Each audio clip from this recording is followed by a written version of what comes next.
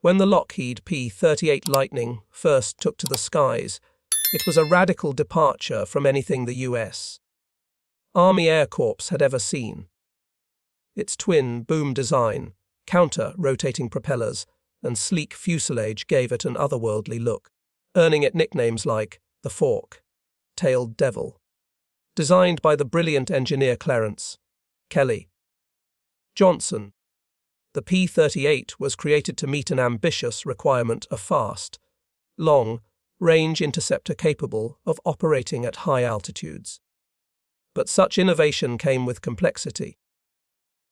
Pilots who transitioned from single-engine fighters found themselves wrestling with a machine that was fast and powerful, but also temperamental.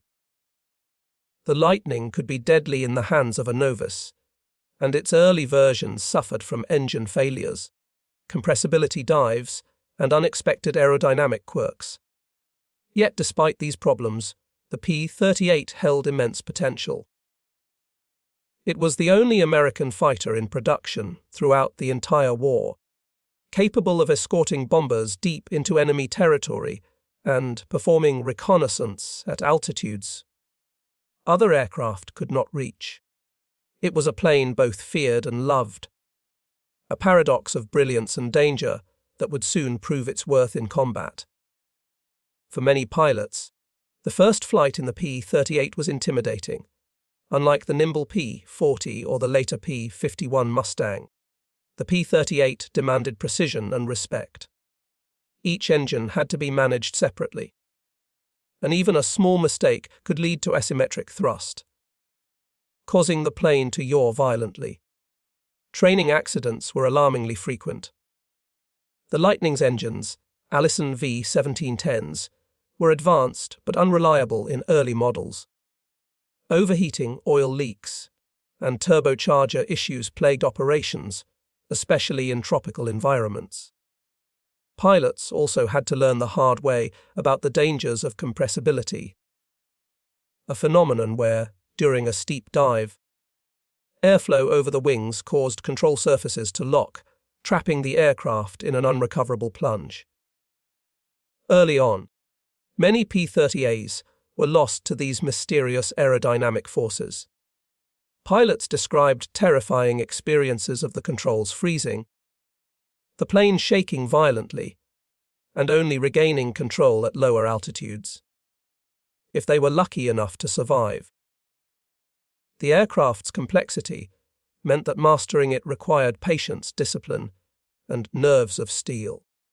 Yet those who could tame it began to realize that this nightmare of an airplane had unmatched potential in the hands of a skilled pilot. As the war progressed, the P-38's reputation began to shift. Engineers and mechanics worked tirelessly to address its flaws, installing dive flaps to counter compressibility, improving cooling systems, and refining the turbo superchargers for better reliability. Pilots who initially cursed the Lightning began to praise its incredible speed and firepower. Unlike other fighters that relied on synchronized machine guns, the P-38 mounted all its weapons, 4 50 caliber machine guns and a 20 Nemrod cannon, in its nose. This configuration made it devastatingly accurate, especially in long-range combat where wing-mounted guns lost precision. It could strike targets before they even saw it coming. Furthermore, its range and twin-engine reliability allowed it to fly deep over enemy lines, something few fighters could manage at the time. Slowly, the nightmare aircraft began proving its worth. In the Pacific and European theaters alike, it became clear that the P-38 was not just a flawed design. It was a thoroughbred war machine waiting for the right pilot to unleash its full potential. It was in the vast skies of the Pacific that the P-38 Lightning truly came into its own. The long distances between islands and the scarcity of airfields made range and reliability crucial, two areas where the P-38 excelled. It became the preferred fighter for America's top aces, including Richard Bong, Thomas McGuire, and Charles MacDonald. These men pushed the aircraft to its limits, proving that its complex design could yield extraordinary results. Bong, the highest, scoring American ace with 40 confirmed kills, mastered the Lightning's quirks and used its long range and heavy firepower to devastating effect. The twin engines offered both security and power, enabling pilots to chase down enemy aircraft and still return safely even with one engine disabled. Japanese pilots came to fear the two-tailed devil, a nickname that perfectly captured the P-38's deadly nature. Its ability to climb rapidly, dive fast, and sustain long missions made it an unmatched hunter in the Pacific skies. What was once seen as a troublesome aircraft now symbolized dominance and precision. While the P-38 thrived in the Pacific, it faced mixed results in the European theater. The colder climate, high altitudes, and different combat conditions exposed weaknesses in the design. The engines often struggled with icing, and its large frame made it less agile in the tight dogfights common over Europe. German fighters like the Bf-109 and Fw-190 could turn it at lower speeds, forcing P-38 pilots to rely on energy tactics, hit and run attacks rather than sustained engagements. Despite these limitations, the P-38 was invaluable for high-altitude escort missions before the arrival of the P-51 Mustang. It was the first Allied fighter to reach Berlin and the only aircraft capable of escorting bombers on long-range missions early in the war. Moreover, its ability to carry cameras and perform reconnaissance missions made it an indispensable tool for gathering intelligence. Though Europe's harsh conditions revealed its flaws, the P-38's versatility ensured it remained a crucial part of the Allied effort. The P-38's journey was one of constant evolution. Each new variant addressed lessons learned the hard way in combat. Early models, such as the P-38D and F, were plagued with engine troubles and limited high-altitude performance. But by the time the P-3080J and L rolled off the production line, the aircraft had transformed into a mature, lethal platform. Engineers introduced dive recovery flaps, improved cockpit heating, and better intercoolers, finally taming many of the plane's earlier demons. These refinements made the Lightning far more manageable, especially in dives and long missions. Ground crews also played a key role, learning to maintain the complicated twin Allison engines under the most extreme conditions. By late 1944, the Lightning had shed much of its problem child reputation. The improvements allowed it to fly higher, faster, and farther than ever before. The same aircraft once feared for its unpredictability now represented cutting-edge American ingenuity.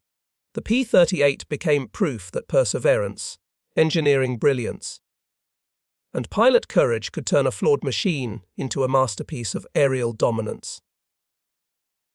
Every aircraft becomes legendary not just because of its design, but because of the men who fly it. The P-38 story is inseparable from the fearless aces who learned to harness its raw power. Richard Bong, often called America's Ace of Aces, epitomized the Lightning's potential. He treated the aircraft's quirks not as obstacles, but as challenges to be mastered. His 40 aerial victories in the Pacific remain unmatched by any American pilot. Similarly, Thomas McGuire scored 38 kills before his tragic death in early 1945, cementing his place in history. These pilots developed unique flying styles that played to the Lightning's strengths. Its climb rate, heavy firepower, and long-range endurance. They learned to strike fast and hard, avoiding turning duels where the aircraft's weight worked against it. Their success was not only personal triumph, but also a testament to the P-38's evolving capabilities. The Lightning may have been a nightmare for the unprepared, but in skilled hands, it became one of the most formidable weapons of World War II. The names Bong and McGuire became synonymous with the P-38's deadly efficiency and heroic legacy. One of the P-38's greatest advantages was its incredible operational range. Unlike most fighters of the early 1940s, the Lightning could escort bombers on missions lasting over 1,000 miles. In the Pacific, this range made it indispensable, allowing pilots to reach enemy bases and return safely without the need for refueling stops. It also made the P-38 the perfect platform for surprise attacks and deep penetration strikes. Its twin engines gave pilots a sense of security during long overwater flights where a single engine failure could otherwise mean certain death. In combat, the aircraft's range, combined with its concentrated nose, mounted armament made it a sniper's tool in the sky. Pilots could engage enemies at longer distances with devastating accuracy. The Lightning's heavy firepower, delivered in precise bursts, often tore enemy aircraft apart before they even realized they were under attack. In an era where most dogfights occurred at close range, the P-38's ability to fight effectively from afar set it apart. It redefined aerial warfare by combining reach, speed, and lethality in a single revolutionary design. Perhaps the most famous mission ever flown by the P-38 Lightning was the operation to intercept and kill Admiral Isoroku Yamamoto, the mastermind behind the attack on Pearl Harbor, in April 1943. American codebreakers learned of Yamamoto's flight schedule in the Solomon Islands. Only the P-38 had the range to reach his location from Allied bases, over 400 miles away. 18 P-38s took off on a daring mission that required precise navigation, perfect timing, and absolute secrecy. Flying at wave, top height to avoid radar detection, they arrived exactly as Yamamoto's plane appeared. In a brief, intense encounter, P-38 pilot Rex Barber shot down the Admiral's Mitsubishi G4M, Betty, bomber. The mission was a stunning success, delivering a massive psychological blow to the Japanese command. It demonstrated the P-38's unmatched range, precision, and deadly potential in the hands of skilled aviators. The Yamamoto mission became a symbol of American ingenuity and daring. A moment when the very aircraft once criticized as unmanageable proved it could alter the course of the war. The Lightning had truly lived up to its name. Beyond its fighter role, the P-38 proved invaluable as a reconnaissance aircraft. Its ability to fly high, fast, and far made it the perfect choice for recon missions. Stripped of armament and equipped with cameras, the F-4 and F-5 variants of the Lightning mapped vast stretches of enemy territory. They provided critical intelligence that shaped Allied strategy across both the European and Pacific fronts. The aircraft's twin engines allowed it to operate deep behind enemy lines with a greater margin of safety than single-engine planes. These recon missions were often unarmed and unescorted, demanding both courage and skill from their pilots. The P-38's performance in this role was so outstanding that General Eisenhower once remarked that the information gathered by P-38 reconnaissance pilots was worth its weight in gold. It became one of the few aircraft in the war to perform at a fighter and a farmer's boatless platform, a reconnaissance platform effectively. This dual purpose adaptability solidified the Lightning's reputation not just as a warplane, but as a symbol of American resourcefulness and technological mastery.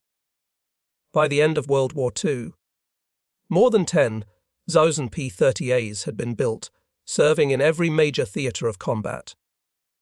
Despite its rocky beginnings and steep learning curve, the Lightning had earned its place among the most iconic aircraft of the war. Its silhouette, a twin boom with a central nacelle, became instantly recognizable around the world. Pilots remembered it as both a demanding teacher and a loyal companion. It taught discipline, skill, and respect for machinery. Many who survived credited the P-38's toughness with saving their lives. Post-war, the aircraft continued to serve in smaller air forces and in civilian roles, but its true legacy lived on in aviation innovation. The lessons learned from its design influenced later jet fighters, especially those prioritizing range and stability. The P-38 proved that pushing technological boundaries was worth the risk. What began as a nightmare had become an enduring legend, a reminder that progress often comes through trial, error, and courage. The P-38 Lightning story is one of redemption. It began as an overambitious experiment that terrified pilots and frustrated engineers. Yet through relentless adaptation, bravery, and ingenuity, it evolved into one of the greatest fighter aircraft of its time. The Lightning was a paradox, fragile yet powerful, temperamental yet reliable in capable hands. It demanded excellence and rewarded mastery. America's top aces did not just fly the P-38, they bonded with it, transforming its flaws into strengths. Through them, the Lightning achieved immortality. Its long-range capabilities reshaped air combat strategy, its firepower redefined lethality, and its design inspired generations of aircraft that followed. In the end, the P-38 was not merely an airplane. It was a symbol of determination and innovation under fire. The same machine, once called a nightmare, had made heroes of ordinary men and changed the course of aerial warfare forever. It remains a shining example of how human skill and technological ambition can together turn fear into triumph and a nightmare into glory.